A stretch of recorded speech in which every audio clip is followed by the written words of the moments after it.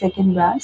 তো সেই জায়গা থেকে খুবই ভালো লাগছে যে প্রথম ব্রাঞ্চ উনি করেছেন এবং সাকসেস বিধায় উনি সেকেন্ড একটা ব্রাঞ্চ ওপেন করেছেন এবং খুব প্রাইম একটা জায়গায়। আপনারা সকলেই জানেন যে উত্তরার এই লোকেশনটা একদম একটা প্রাইম লোকেশন। সেইখানে উনি পার্লার ওপেন করেছেন। মানে আমি জাস্ট তাকে অনেক কংগ্রাচুলেশন জানাই এবং শুভেচ্ছা জানাই।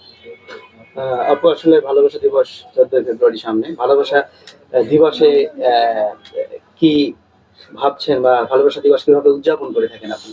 আমার কাছে প্রত্যেকটা দিনই ভালোবাসা দিবস। কারণ আমার কাছে ভালোবাসার মানুষ আছে, আপনারা সকলেই জানেন। এই মানুষটা যখন আমার কাছেই থাকে তখন প্রত্যেকটা দিনই ভালোবাসার হয়ে যায়। কারণ সকাল হলেই ঘুম থেকে তার যে ভালো লাগাটা পাই, সবসময় হয় যে সন্তানদেরকে আমার উঠাতে হয়, মানে আমাদের মাদের উঠাতে হয়। কিন্তু উল্টো দেখা যায় যে সন্তানই আমাকে উঠিয়ে দেয়। তো এটা খুবই ভালো লাগে।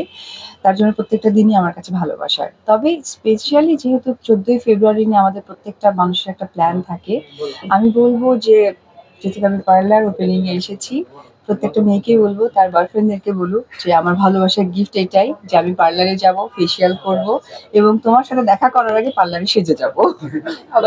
দিদি আপু আসলে ভালোবাসার সংজ্ঞাটা আপনার কাছে কি? ভালোবাসার সংজ্ঞা, ভালোবাসা বলতে কি বোঝায়?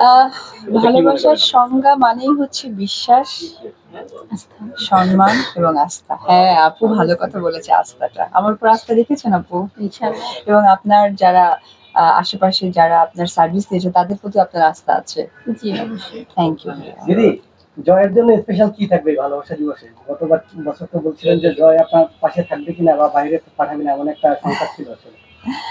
আপনারা জানেন আসলে বাইরে যাওয়ার কথা ছিল, কিন্তু সে তো এখন অনেকটা বড় হয়ে গেছে। তার মনের ভাব বহিঃপ্রকাশ বলতে পারেন। তো আসলে সে তার বাবার জন্য আর দেশের বাড়ি যেতে চায় না। কারণ তার বাবাকে লং টাইম মিস করবে, তার দাদা-দাদিকে মিস করবে। সেজন্যই ডিসিশন নেয়া যে ঠিক আছে, দেশেই থাকুক। পরিকল্পনা আসলে বাচ্চাদেরকে নিয়ে কখনোই করা হয় বা সেটা হয়ে ওঠে না। ওরা যখন যে মর্জি করে সেটাই চলতে হয়। তবে সবসময় ও যেটা পছন্দ করে, একটু আউটিং পছন্দ করে যে মম ওকে নিয়ে একটু ঘুরবে, একটু ফান করবে, গেমিং এ যাবে, খেলাধুলা করবে। হয়তো ওইরকমই কিছু একটা করা হবে।